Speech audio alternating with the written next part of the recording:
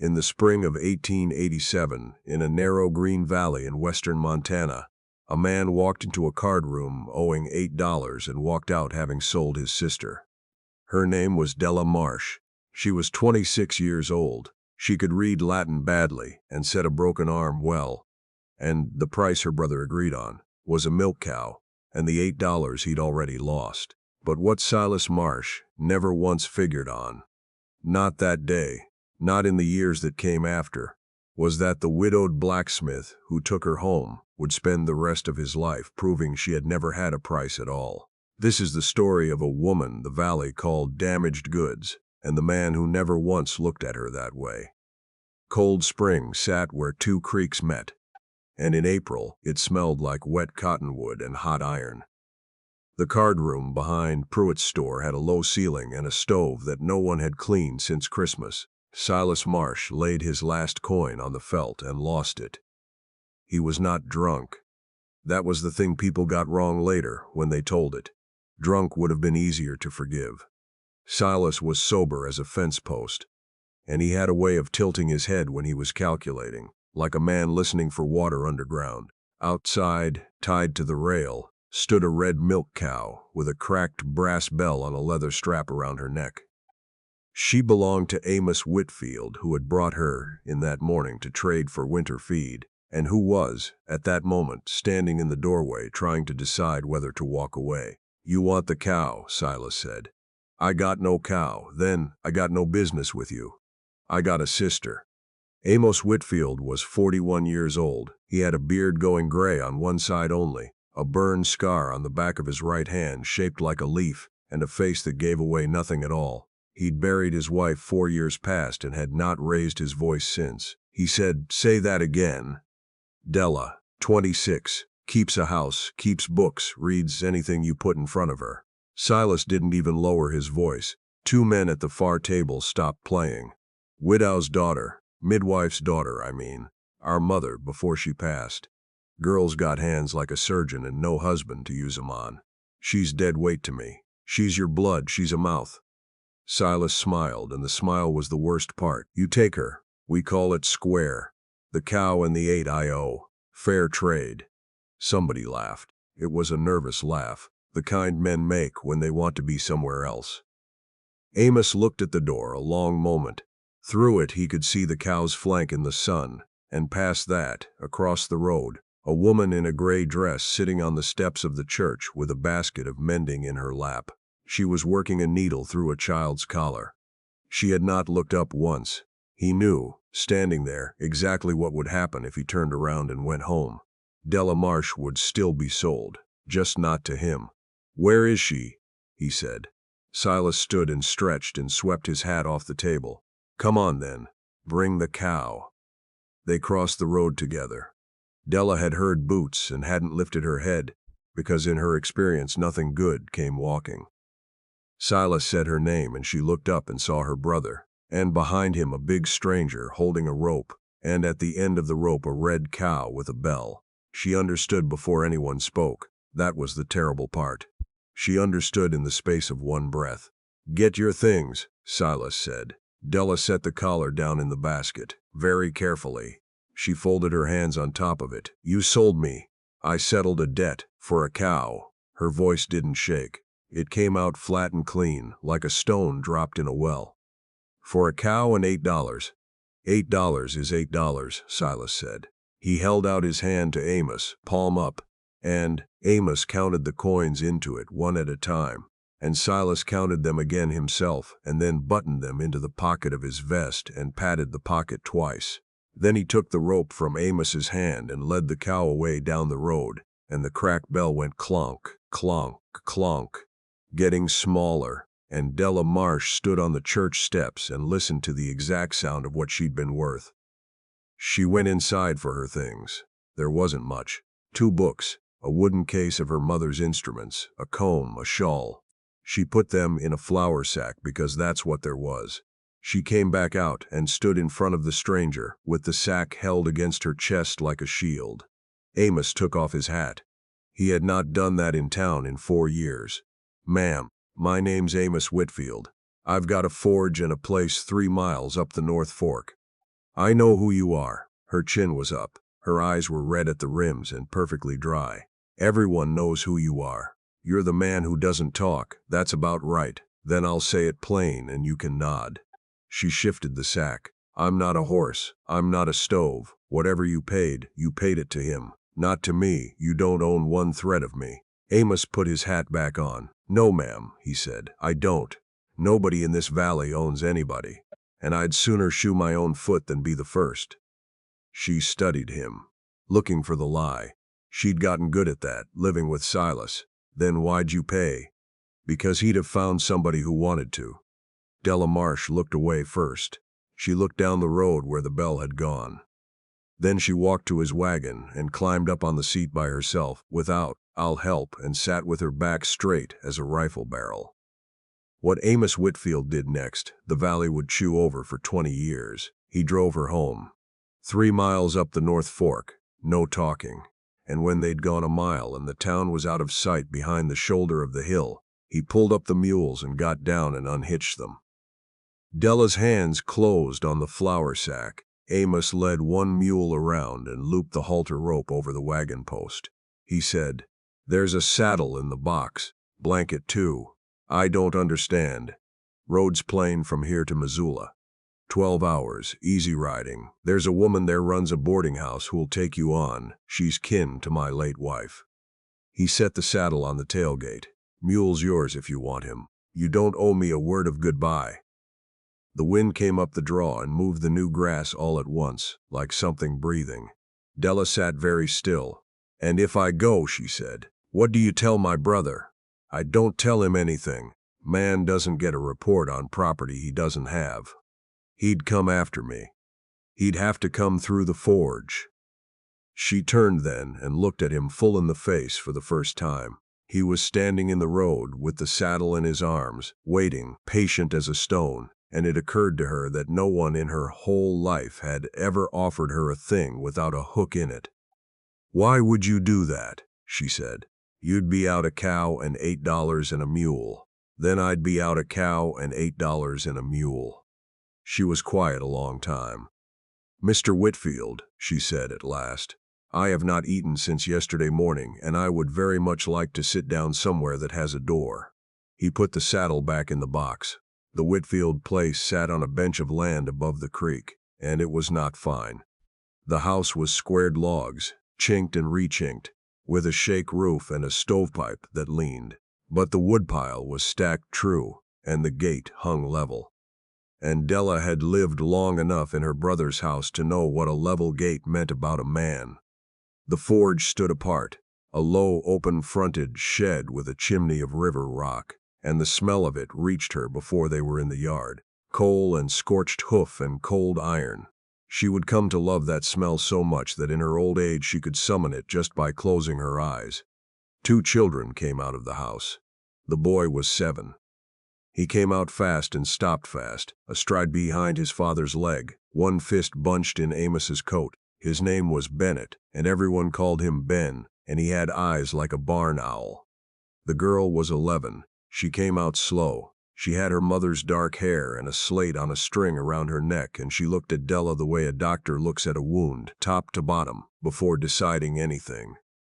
"Juniper," Amos said. "Ben, this is Miss Della Marsh. She'll be stopping with us." Ben whispered something into his father's coat. "Speak up, son. Is she staying in Ma's room?" The yard went quiet. Amos's jaw worked once. Della crouched down in the dirt so her eyes were level with the boy's. Her knees cracked. She didn't hurry. "No," she said. "I'm not. And I'll tell you something else, Ben Whitfield. I'm not your mother, and I'm not going to try to be. And if I ever say one word against her, you have my leave to throw a boot at my head." Ben thought that over. "A big boot? The biggest one you've got." He came out from behind his father, 1 step. It was not much. But Juniper Whitfield, standing on the porch with the slate against her chest, watched the whole exchange without blinking, and something moved behind her face like a fish under ice. Juniper had not spoken a word since the night her mother died. The old woman came out last, and she was not pleased. Ada Kessler was 71 and Miriam Whitfield's mother, and she had come up from Kansas to keep her dead daughter's house, and she had no intention of leaving it. She stood in the doorway with a wooden spoon in her hand and looked Della up and down the way you'd inspect a bruise on an apple. "I heard," Ada said, "that you were bought. You heard right. For a cow." "And $8, Della said. "Don't shortchange me." Ada Kessler's mouth twitched. She turned around and went inside and let the door bang. It would be 4 months before she said anything kind, and 11 months before she said anything true. And neither woman knew yet that they would end up burying each other's griefs, side by side in the same little plot above the creek. That first night, Amos showed her the room off the kitchen. It had been a storeroom. He'd carried the crates out that afternoon while she ate, and swept it, and put a rope bed in it with a straw tick and a clean blanket folded at the foot. There was a bolt on the inside of the door, new. The screws still bright. Della stood looking at it. "I put it on while the kettle heated," Amos said behind her. "Wasn't sure if you'd want it." She didn't turn around. She couldn't just then. "It's a good bolt. It's a fair bolt. Iron's soft, Mr. Whitfield." Her voice had gone strange. "In my father's house and then in my brother's, there were locks on every door in the place, and not one of them was ever on my side of the wood." Behind her, she heard him shift his weight, the way a man does when he wants to say something and has nothing to say it with. "Well," he said, "it's on your side now. Good night, Miss Marsh." He went out. She shut the door. She slid the bolt, and the sound it made. That small, honest clack of iron dropping into iron undid something in her chest that'd been bound up tight for 26 years, and Della Marsh sat down on the edge of a stranger's rope bed in a stranger's house and cried until the candle burned itself out in the dish. The valley thawed. Della learned the place the way you learn a face. She learned that Ben would not eat eggs but would eat anything else if you told him it was for somebody else. She learned that Ada Kessler put too much soda in her biscuits and would rather die than hear it. She learned that Amos rose at 4 and had the fire going by 5, and that if you brought him coffee at the forge, he'd nod at the bench beside him, and if you sat, he'd work another hour without a word, and it would somehow be the most companionable hour of the day. And she learned Juniper. The girl was not simple. Della saw that in the first week and said so at supper, and Ada Kessler set down her fork so hard the plates jumped. Nobody said she was simple. Somebody did. She's heard it. It's sitting in her like a splinter. You've been in this house 9 days, and I've watched her do her father's ciphering in her head faster than he can do it on paper. Della kept eating. "She isn't broken, Mrs. Kessler. She's just holding her breath. People can hold their breath a long time." Amos looked up from his plate then. He didn't say anything. But that night he stayed at the table after the others went up, and when Della came through to bank the stove he was sitting in the lamplight with his hands folded. 4 years, he said. Doc Reddick says there's nothing wrong with her throat. There isn't. Then what's wrong with her? Della sat down across from him. She was so tired, her hands smelled of lye. "When my mother died," she said, "I didn't cry for a year, not one tear. It wasn't that I didn't want to. It was that I knew the minute I started, I wouldn't be able to stop, and there was a house to run and a father to feed. So I put a lid on the pot." She looked at her hands. "Juniper's got a lid on her pot. She'll take it off when she's sure the kitchen won't burn down." Amos Whitfield sat with that a long while. "And how'd you take yours off?" "I haven't," Della said. "Good night, Mr. Whitfield." But she was wrong about that, and he was already, in his slow and unhurried way, becoming the reason. She started leaving the slate chalk sharpened. She started reading out loud in the evenings, not to Juniper but to Ben. With Juniper allowed to sit anywhere she pleased, the girl chose the far corner. Then the stairs, then the arm of the chair. Then, in June, the floor at Della's feet with her back against Della's knee, and Della kept reading and did not touch her hair, though God knew she wanted to. She taught Ben his letters with a stick in the dirt of the yard. He was slow at it. He got a look on his face like a mule at a river. "I'm dumb," Ben said at noon and threw the stick. Della picked it up. Say that again, and I'll take your supper. I am, though, Bennett. She sat down in the dirt beside him, which was not a thing grown women did, and he was so startled he stopped sniffling. Your father can look at a piece of iron and tell you what it wants to be. Took him 30 years to learn it. You've been at these letters 11 days. Now who's dumb? You or the man who expects a thing to be finished before it's started? Ben wiped his nose on his sleeve. You're supposed to be nice to me, Granward. Grandma says you're supposed to be nice to me because I'm motherless. You're not motherless. You had a mother and you have her still, up in that little plot, and she is not going to be pleased with either of us if we sit here in the dirt feeling sorry. Della handed him the stick. Now, behind them, in the doorway of the forge, Amos stood with a horseshoe, cooling forgotten in his tongs, and he was smiling, and he did not know it. Della didn't know it yet either, but the girl who never spoke had already made up her mind about something, and she was only waiting for the right night to prove it.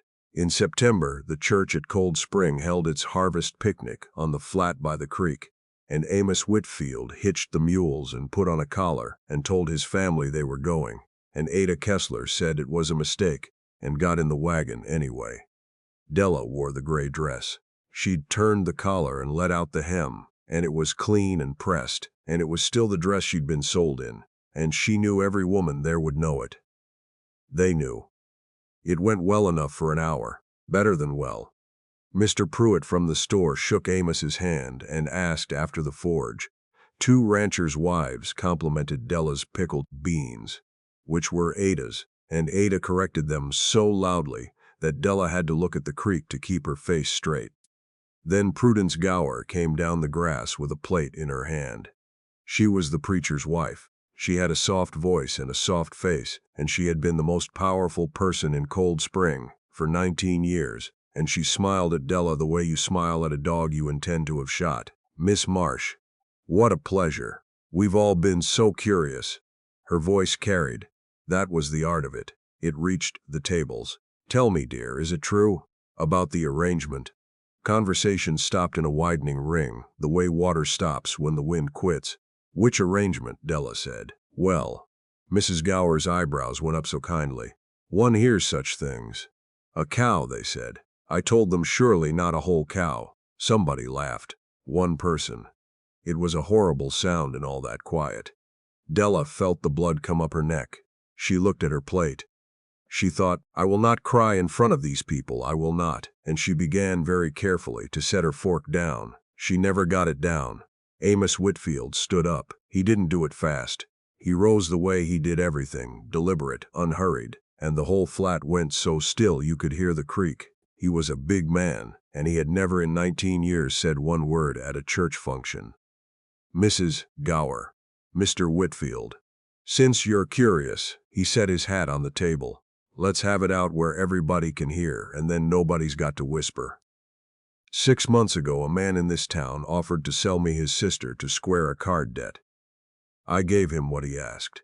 I did it because if I hadn't, Ed Kavanaugh would have, and every soul at these tables knows what Ed Kavanaugh is.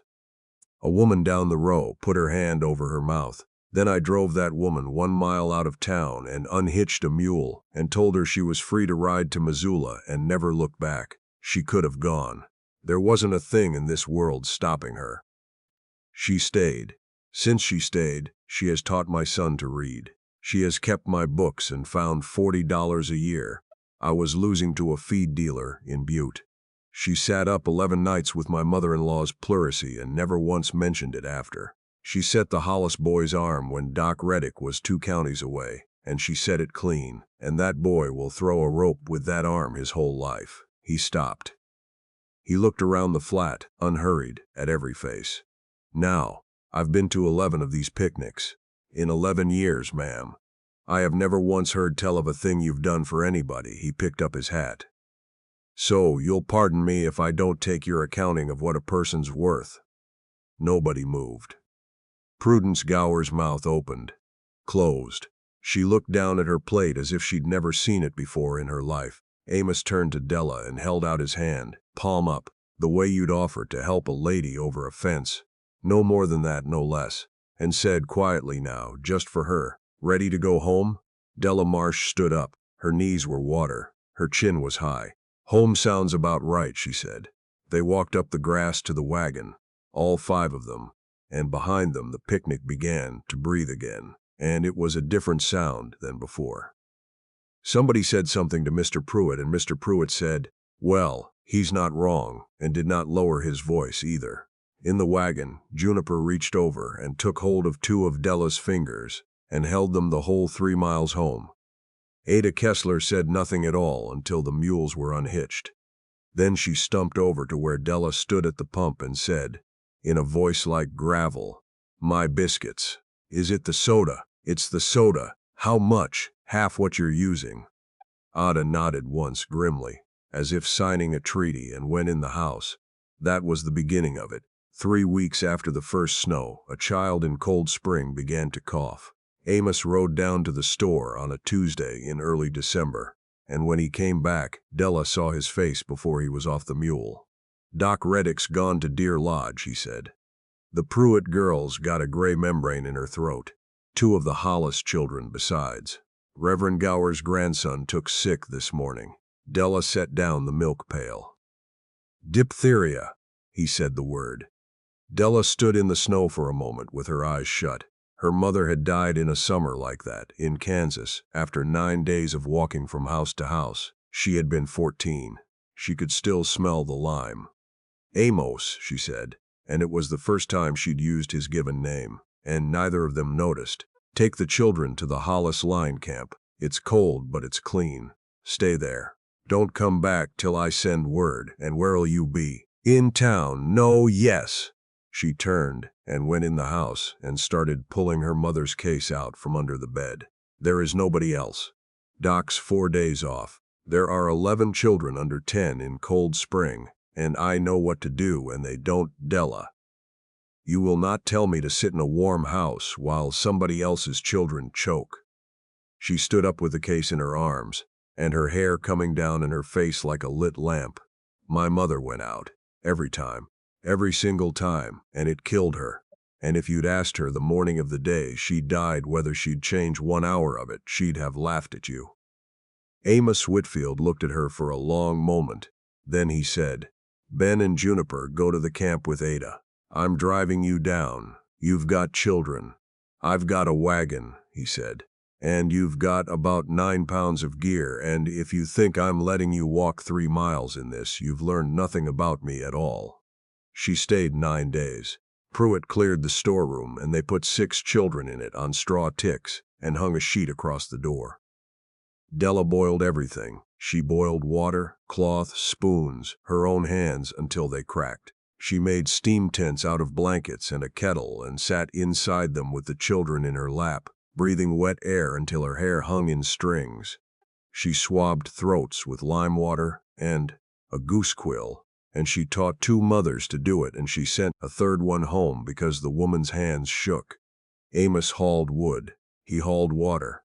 He built a 2nd stove out of a scrapped boiler in a day and a half, and never went farther from the storeroom door than the woodpile. The Pruitt girl lived.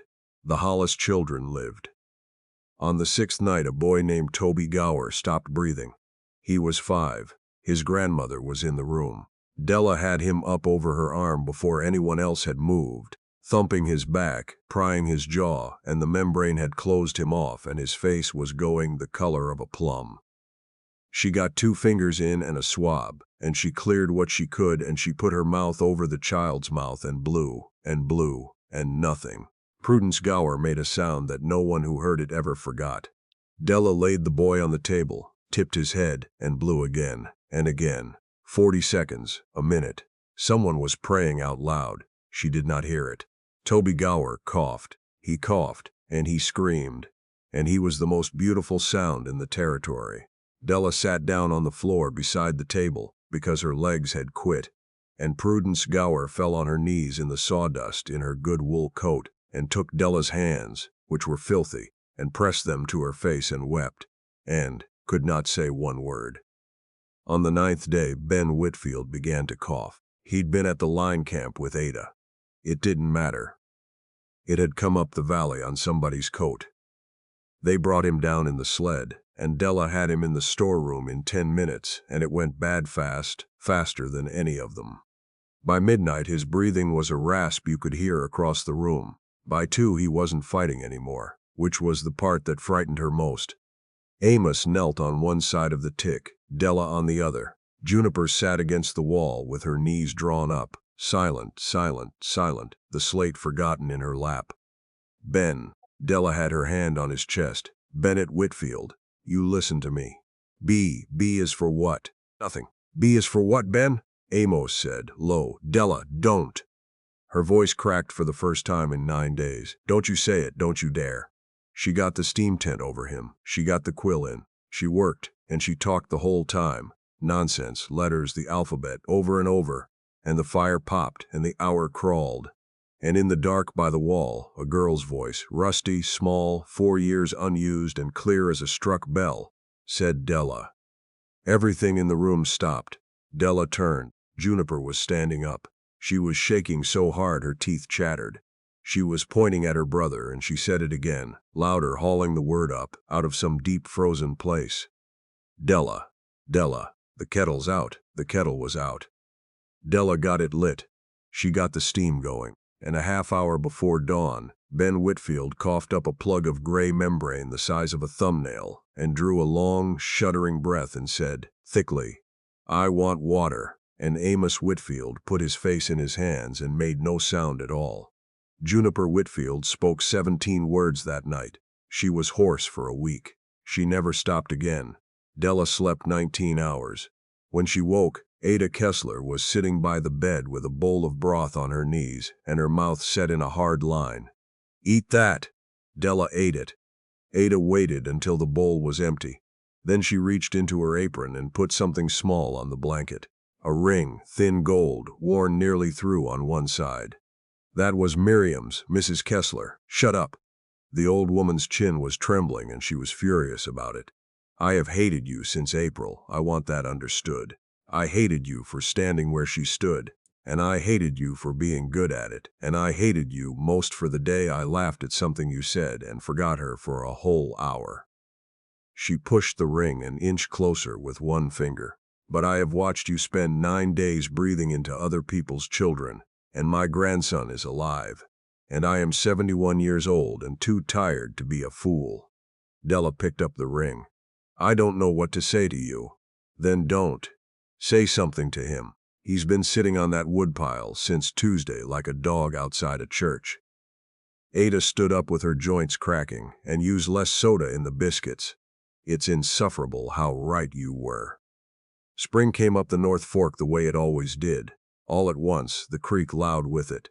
Amos found her on the step of the forge on an evening in April, a year after the day in the card room.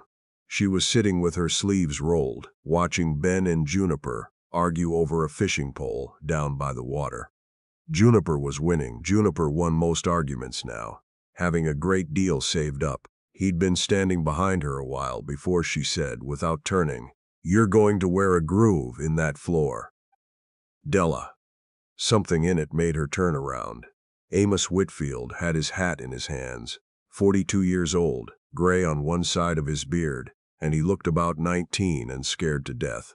I've been trying to say a thing for 4 months, he said, and I've said it out loud to a mule and to a piece of bar stock and once to the cow, and it comes out fine to them.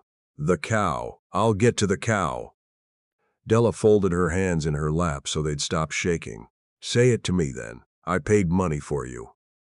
His voice was rough. 1 year ago. I have thought about that every day since, and it doesn't get any better with sitting. I can't undo it. There isn't a thing I can do that undoes it. Amos, let me finish or I'll never get it out. He turned the hat once around in his hands. So I'm not going to offer you a life. A man offers a woman a life. He's still handing her something, and you have had enough of being handed. I'm going to ask you for one instead. He looked up. Della Marsh, would you let me court you? Properly. Sunday calls and a chaperone and the whole ridiculous business in front of that entire town for as long as you like. and at the end of it you can tell me no, and I will shoe your horse and wish you well and mean it." Della stared at him. "You're asking my permission. It's the only kind worth having." The creek went on talking. Down the bank, Ben shrieked about something and Juniper laughed, and it was a sound only 4 months old and still new enough to stop the heart. "Yes," Della said. Her voice went to pieces on it and she didn't care. "Yes, Amos, you may." He crossed the yard and stopped a foot away, uncertain as a boy. And she reached up and took a fistful of his shirt and pulled him down. And there was nothing owed in it and nothing bought. And when they came apart she was laughing and he had tears running into his beard, and neither of them ever told the children. "Now," she said, wiping her face. "The cow, ah!" Amos looked at his boots. "Well, I bought her back in November. Off the Hollis place. Silas sold her on within a month, of course he did. She's been in Hollis's south field since. I meant to bring her home for you. And then the sickness came. And then it seemed a poor sort of gift. And then—" "Amos Whitfield, ma'am, go and get my cow." They were married in August at the church on the flat, and Prudence Gower baked the cake, and no one in Cold Spring found that odd anymore. 2 Novembers after that, on a bright cold morning, a rider came up the North Fork with a ledger book in his saddlebag and a grudge in his mouth. Della was on the porch shelling beans. She was 30 by then, and there was a baby in a basket at her feet, and she heard the horse before she saw it and knew the seat of the rider from a quarter-mile off, the way you know a bad tooth. Silas Marsh reined up at the gate. He'd gone soft in the face and hard in the eye. His coat was good and his boots were bad, which told her everything. "Dell, don't call me that. That's a fine porch." He looked at the new barn, at the roof, at the fenced pasture running down to the creek where 3 of the best-shod horses in the territory were grazing. "Word in Butte is Whitfield's got more work than he can turn out. Word is he's clearing $800 a year. You have business here? I've got a claim." He pulled the ledger from the bag and held it up, and he actually smiled. "Sat down and figured it. That forge is what it is on account of you keeping his books and pulling his customers. And you're here on account of me. Simple arithmetic, Dell. A share, nothing greedy. Say a third." Behind her, the door opened. Amos came out onto the porch. He didn't say anything. He stood with his hands loose at his sides, and Juniper came out behind him, 13 now and tall, and Ben behind her, and Ada Kessler last of all with a rolling pin she had not, in fairness, put down since breakfast. Amos took 1 step toward the gate. Della put her hand flat on his chest. "No," she said. "This one's mine." She went down the steps and across the yard, in her apron with the sun on her, and she stopped 6 feet from her brother's horse. "Say what you came to say." "I said it. Blood's blood, Dell. You wouldn't have any of this if I hadn't. If you hadn't sold me." The words sat there in the cold air. Silas's jaw tightened. "I found you a husband. Half this valley'd thank me. You found a debt, and you paid it with a person." Della's voice did not rise. It never rose. That was what emptied him out. "You took $8 for me, Silas. Not 800. You didn't even try to get a good price." She reached into her apron pocket and took out 8 silver dollars. She had carried them there for 2 years. Amos had never asked why. She held them up. "Here, that's every cent you were paid for me. Take it." Silas looked at her hand. "And the cow," Della said. "She's in the near pasture. She's old and she's dry, and she's the only thing on this place I'd give you. Take her too, and we'll be square, and you can ride out of here having got exactly what you thought I was worth." The horse shifted. Silas did not move. "Take it," she said. He looked past her, then at the porch, at the big, silent man, at the girl who was staring at him with her mother's dark eyes, at the boy, at the old woman, at the sleeping baby in the basket. A whole family standing shoulder to shoulder, and not one of them belonging to him, and not one of them ever going to. Something went out of Silas Marsh's face. For the rest of her life, Della believed it was the exact moment he understood the size of what he'd thrown away, and she found, to her surprise, that she was not glad of it. "Keep your money," he said thickly. "No, it isn't mine. It never was." She stepped forward and pushed the coins into his coat pocket, the way he had once pocketed them himself, and she buttoned the flap over them and patted it twice. "Goodbye, Silas. You'd turn out your own blood." "You are not my blood," Della said. "You are my history. There's a difference, and it took me 28 years to learn it." He sat there a moment longer. Then he turned the horse and rode down the North Fork and out of the valley, and no one in Cold Spring ever saw him again. Della stood at the gate until the sound of him was gone. Her hands were steady. She was surprised by that. Amos came down and stood beside her without touching her, which was the exactly right thing, as it usually was. "You all right?" "I've been all right for 2 years," Della said. "I just now believed it." 6 years later, in the spring of 1893, a photographer from Helena came up the North Fork with a wagon full of glass plates and posed the Whitfield family in front of the forge. There were 7 of them by then. Amos, 48 and gray on both sides now. Della, 32, who had that year been elected to the school board over 2 men and a lawyer. Juniper, 19, home from her first year of teaching in Missoula and talking. Her uncle Silas would have been astonished to learn, more or less continuously. Ben, 13, who read Greek badly and shot a horse beautifully. 2 small girls in pinafores with their hands in each other's hair. And Ada Kessler, 77, seated in the good chair in the middle of them all, glaring at the camera as though it owed her money. The picture hung over the mantel for 60 years. In the forge, on the beam above the anvil, hung a cracked brass bell on an old leather strap. Amos had taken it off the cow the day he brought her home, and he had made a strap of iron to hold it.